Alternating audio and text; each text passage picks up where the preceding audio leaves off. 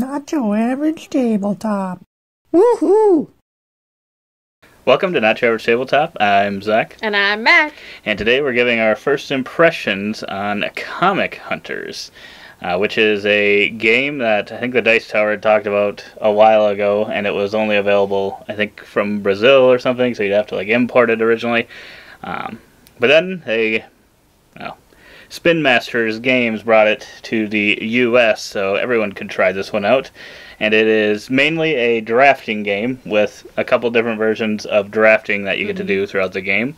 And yeah, we got our first play of it. We played at 2 players, so that plays a little bit differently than other player counts. So this is just based on one play of the 2-player version, so know that going in. But Disclaimer.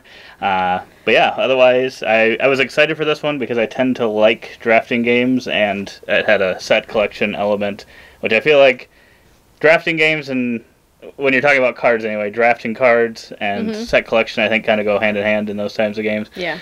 They usually work pretty well together, and I tend to like them, so I'm like, well, let's see what this one does, because it's got those few different types of drafting. How does that actually feel in a game? Does it feel like kind of flows together, or does it feel like, oh, I'm playing 4 different drafting games? And I felt like it flowed together pretty well.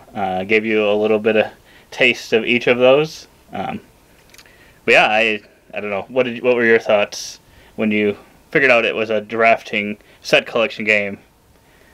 Because of you just despise those kind of games. I know. Well, I mean, that certainly sounds like a more approachable game from my point of view. I'm probably a sucker for drafting and set collection style items or mechanics in games, so that made it a little bit more approachable.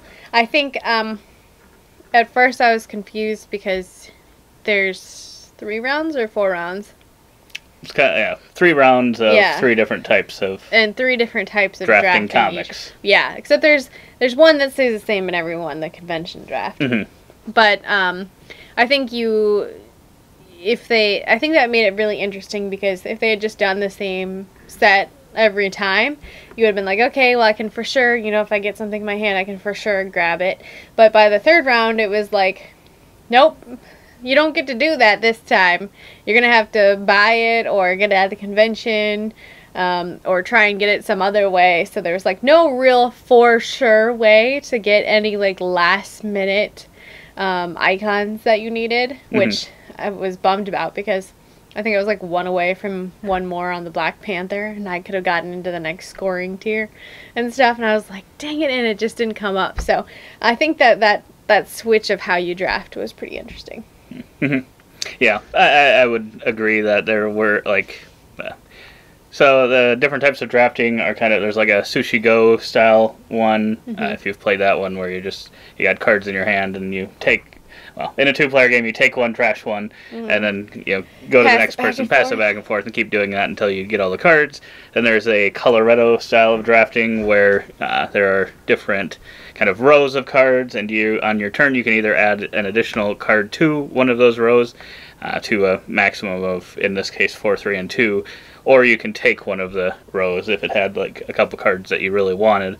So you got that, and then you had a kind of auction style one where you start with a certain amount of I don't remember what, it's your trash comics or comics you don't really care about, I think, is what you're kind of turning in to get these other ones. So it's kind of a little bit of an auction draft. Secret Stash, yes, you're right. That is what it was called. And then there's the convention one where you take a row or column.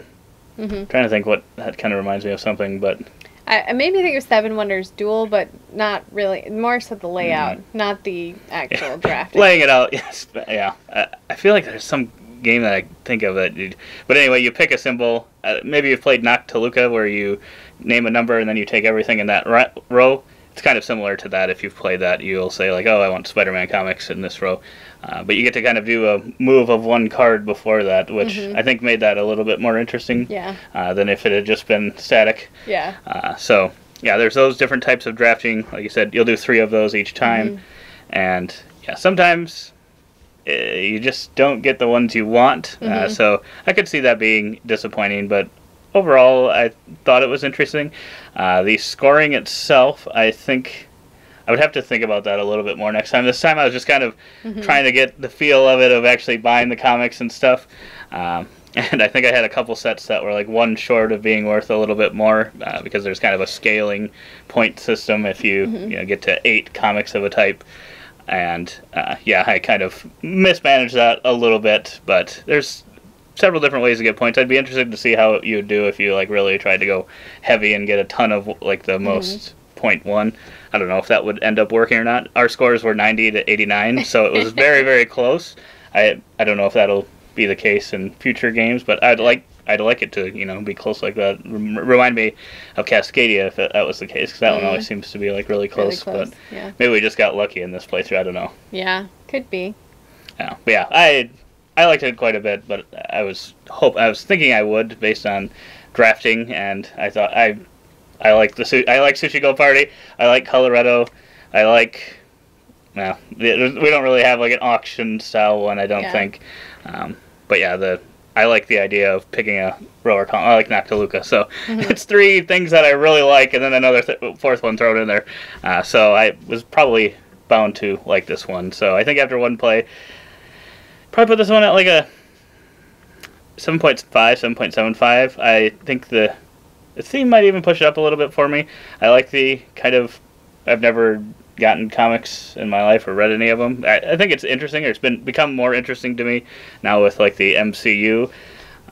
So we don't really have many Marvel themed games. I know for some people it's probably like it's done too much. We don't really have too many ourselves. Maybe not themed games, but we also have like Marvel United and like all of the unmatched Marvel characters. Well, yeah, I think those are like the only 2 things we have Marvel related. Feels like a lot of Marvel stuff though. Granted, those are multiple boxes apiece, so that's why it feels. But in general, it's 2 games that we have Marvel themed stuff in. So this is kind of yeah. We'll let you get away with it. I like that theme. I don't know. Maybe you don't. Do you like the Marvel or comic book theme, kind of collecting theme? I thought it kind of came through because like the artwork on it was really cool to have like those comics and stuff. Yeah, the artwork. I think having that on there was really good. Yeah, I honestly wonder if those aren't like actual. I'm guessing they probably comic book covers.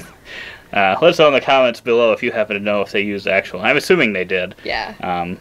Because I think that was one of the things that when the Dice Tower had mentioned, they're like, I don't know if they're going to be able to use the Marvel theme because then they'd have to get the rights to do it. And the back I did notice there is like a little copyright in Marvel, like on all the cards. So I think that's possible, but probably. Yeah. Yeah, I would agree. I probably would give it a 7, probably to start off with. I think that the drafting and stuff is good. I think the point system, though, is a little bit hairy. It is a little bit. That's what I'm not sure if I'll... There are some games that balance all of the icons on a card really well. And I don't know if I felt like this one was super balanced. But, we played a 2-player game, and only 3 of those special icons were in play. And so it just felt like I think it'll always be 3. Yeah. So it's like, is it worth going for the icons if you really need, but if you don't and someone else just happens to be going for a comic book style that has the icons, they're going to do better in those things. And so I wasn't even paying attention to them, and I did pretty well.